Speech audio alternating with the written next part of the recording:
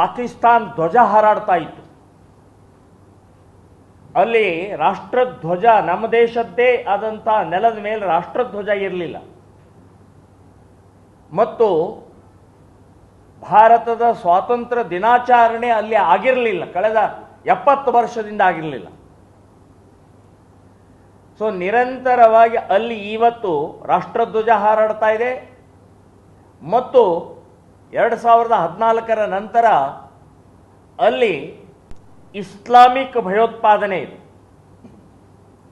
ಧರ್ಮ ಇಲ್ಲ ಅಂತ ಹೇಳುವಂಥವರಿಗೆ ನಾನು ಚಪ್ಪಲಿಲೆ ಹೊಡೆದು ಹೇಳ್ತಾ ಇದ್ದೀನಿ, ಇಸ್ಲಾಮಿಕ್ ಭಯೋತ್ಪಾದನೆ ಇದು. ಹಿಂದೂಗಳನ್ನೇ ಟಾರ್ಗೆಟ್ ಮಾಡಿ ಹೊರಗಡೆ ಗುಂಡು ಹಾಕ್ತಾ ಇರುವಂಥದ್ದು ಇಸ್ಲಾಮಿಕ್ ಭಯೋತ್ಪಾದನೆ ಅಲ್ಲದೆ ಇನ್ನೇನಿದು? ಹಿಂದೂಗಳನ್ನ ಗುರುತಿಸಿ ID ನೋಡ್ತಾ ಇದ್ದಾರೆ, ಬಟ್ಟೆ ಬಿಚ್ಚಿಸ್ತಾ ಇದ್ದಾರೆ, ಹೆಸರು ಕೇಳ್ತಾ ಇದ್ದಾರೆ. ಇದನ್ನು ಕೇಳಿ, ಇದನ್ನು ನೋಡಿ, ಇದನ್ನು ಬಟ್ಟೆ ಬಿಚ್ಚಿಸಿ ಹೊಡೆಯುವಂಥದ್ದು ಪ್ರಕ್ರಿಯೆ ಮಾಡ್ತಾ ಇರುವಂಥದ್ದು ಹಿಂದೂಗಳ ಮೇಲೆ ಟಾರ್ಗೆಟ್ ಮಾಡಿದ್ದು ಇಸ್ಲಾಮಿಕ್ ಭಯೋತ್ಪಾದನೆ ಅಲ್ಲದೆ ಇನ್ನೇನಿದು? ಒಬ್ಬನೇ ಒಬ್ಬ ಮುಸ್ಲಿಮನನ್ನು ಹೊಡೆದಿಲ್ಲ ಅಲ್ಲಿ. ಸಂಘಟನೆ ಮಾಡಿದೆ ಅಂತ ಹೇಳಿ ಕಾಶ್ಮೀರದ ಮುಸ್ಲಿಮರನ್ನ ಬಚಾವ್ ಮಾಡಬೇಡಿ. ಇವರಿಗೆ ಡೆವಲಪ್ಮೆಂಟ್ ಬೇಡ, ಅಭಿವೃದ್ಧಿ ಬೇಡ, ಶಾಂತಿ ಬೇಡ, ಇಸ್ಲಾಂ ಬೇಕಾಗಿದೆ. ಇಸ್ಲಾಮಿನ ಪ್ರತಿಷ್ಠಾಪನೆ ಮಾಡಬೇಕಾಗಿದೆ ಅವರಿಗೆ. ಇವತ್ತು PDPಯ ಮುಫ್ತಿ ಮೆಹಬೂಬಾ ಬಂದ್ ಕಾಲ್ ಕೊಟ್ಟಿದ್ದಾರೆ. ನಾನು ಹೇಳ್ತೀನಿ, ಈ ನಾಟಕ ನಿಲ್ಲಿಸಿ. ಇದು ನೀವು ಮುಖ್ಯಮಂತ್ರಿ ಇದ್ದಂಥ ಸಮಯದಲ್ಲಿ ಏನೇನಾಗಿದೆ, ಎಷ್ಟು ಬೆಳೆಸಿದರೆ, ಎಷ್ಟು ಭಯೋತ್ಪಾದನೆ ಚಟುವಟಿಕೆ ಆಗಿದೆ, ಯಾರ್ಯಾರನ್ನು ಎಲ್ಲೆಲ್ಲಿ ನೀವು ಸೇರಿಸಿದಿರಿ ಅಂತ ಅನ್ನುವಂಥದ್ದು ಬಹಿರಂಗ ಆದರೆ ನೀವು ಕೂಡ ಭಯೋತ್ಪಾದಕರು.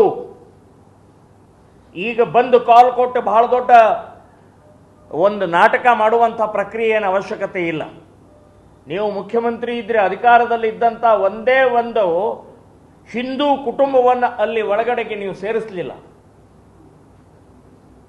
ವ್ಯವಸ್ಥಿತವಾಗಿ ಇವತ್ತಿಂದಲ್ಲ, ಇದು ಬಹಳ ಹಳೆಯದಿಂದ, ಅಲ್ಲಿಂದಲೇ ಪ್ರಾರಂಭ ಆಗಿದೆ. 1990ರಲ್ಲಿ 5 ಲಕ್ಷ ಜನ ಹಿಂದೂಗಳನ್ನು ಹೊರಗೆ ಹಾಕಿದ್ರು. ಇಸ್ಲಾಮಿಕ್ ಭಯೋತ್ಪಾದನೆ ಅಲ್ವಾ ಇದು? ಹಿಂದೂಗಳನ್ನೇ. ಯಾಕೆ? ಇಸ್ಲಾಂ ಅಲ್ಲಿ ಮುಸ್ಲಿಂ ಅಲ್ಲಾನ ಶರಿಯಾ ಪ್ರಕಾರ ನಡಿಬೇಕು ಅಂತನ್ನುವಂಥದ್ದೇ ಅವರ ಉದ್ದೇಶ ಇದೆ.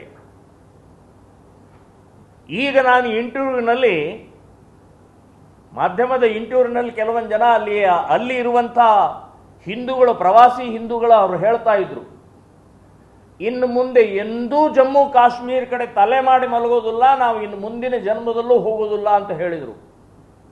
ಇದು ದಾಳಿಕೋರರಿಗೆ ಇಸ್ಲಾಮಿಕ್ ಭಯೋತ್ಪಾದನೆ ಸಕ್ಸೆಸ್. ಇದು ಅವರು ಸಕ್ಸೆಸ್ ಆದರು. ಅವ್ರ ಉದ್ದೇಶ ಇದು. ಅಮರನಾಥ ಯಾತ್ರಿಗಳ ಮೇಲೆ ಬಾಂಬ್ ಹಾಕಿ ಸಿಡಿಸಿ ಕೊಂದು ಹಾಕಿದರು. ಯಾಕೆಂದ್ರೆ ಅಮರನಾಥ್ ಯಾತ್ರೆಗೆ ಬರಬಾರ್ದು. ವೈಷ್ಣವಿ ದೇವಸ್ಥಾನದ ಹೋಗುವಂಥವ್ರ ಮೇಲೆ ದಾಳಿ ಮಾಡಿದರು, ಬಸ್ಸಿನ ಮೇಲೆ ದಾಳಿ ಮಾಡಿದರು. ಯಾಕೆ? ಆ ದೇವಸ್ಥಾನಕ್ಕೆ ಹೋಗುವಂತಹದ್ದು ಸಂಖ್ಯಾ ಕಡಿಮೆ ಆಗೋದು, ಭಯ ಹುಟ್ಟಬೇಕು. ಸೊ ಇದು ಇಸ್ಲಾಮಿಕ್ ಭಯೋತ್ಪಾದನೆ. ಇದನ್ನ ಹಿಂದೂ ಸಮಾಜ, ಇದನ್ನೇ ಈ ದೇಶದ ರಾಜಕಾರಣಿಗಳು, ಇದನ್ನೇ ಈ ದೇಶದ ಇವತ್ತಿನ ಪೊಲೀಸ್ ಇಲಾಖೆ, ಮಿಲಿಟರಿಯವರು ಅರ್ಥಕೊಳ್ಬೇಕು. ಎಲ್ಲಿವರೆಗೆ ಇಸ್ಲಾಮಿಕ್ ಈ ಭಯೋತ್ಪಾದನೆ ಅನ್ನುವಂತಹ ಪ್ರಕ್ರಿಯೆ, ಇಸ್ಲಾಂ ಪ್ರತಿಷ್ಠಾಪನೆಯ ಮಾನಸಿಕತೆ ಇರುತ್ತೋ ಅಲ್ಲಿವರೆಗೆ ಈ ದೇಶದಲ್ಲಿ ಶಾಂತಿ ಇಲ್ಲ. ಇಡೀ ದೇಶದಲ್ಲಿ ಗಲಭೆಗಳಾಯಿತು. ಇತ್ತೀಚೆಗೆ ನಡೆದಂತ ಮುರ್ಷಿದಾಬಾದ್, ಪಶ್ಚಿಮ ಬಂಗಾಳದ ಮುರ್ಷಿದಾಬಾದ್ ಭಯೋತ್ಪಾದನೆ ಅಲ್ಲದೆ ಇನ್ನೇನು? 67% ಮುಸ್ಲಿಮರಿದ್ದಾರೆ, 30% ಹಿಂದೂಗಳು ಇವತ್ತು ಭಯಪಟ್ಟು ಓಡ್ತಾ ಇದ್ದಾರೆ.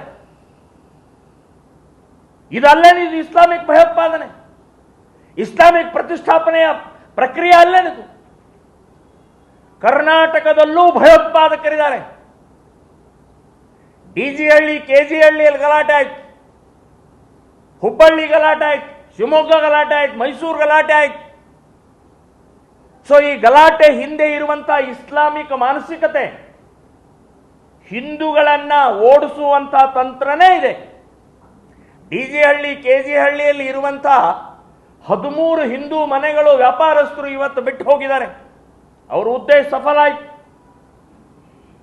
ಇವತ್ತು ಅಲ್ಲಿ ಬರ್ತಾ ಇರುವಂತ ಬಾಂಗ್ಲಾದೇಶಿ ರೋಹಿಂಗ್ಯಾಗಳನ್ನ ತಡೆಯುವಂತ ಪ್ರಕ್ರಿಯೆ ಪೊಲೀಸರು ಮಾಡ್ತಾ ಇದ್ರು.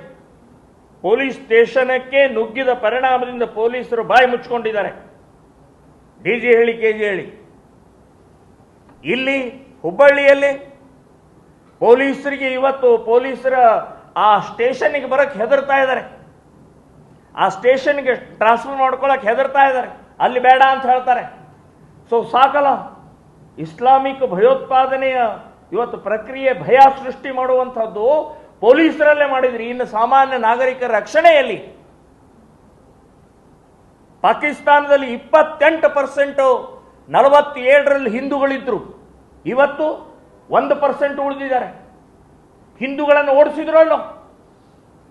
ಬಾಂಗ್ಲಾದೇಶದಲ್ಲಿ 12% ಹಿಂದೂಗಳಿದ್ರು. ಇವತ್ತು 0.5 ಹಿಂದೂಗಳಿದ್ದಾರೆ. ಹಿಂದೂಗಳನ್ನು ಓಡಿಸಿದ್ರು ಇಲ್ಲೋ.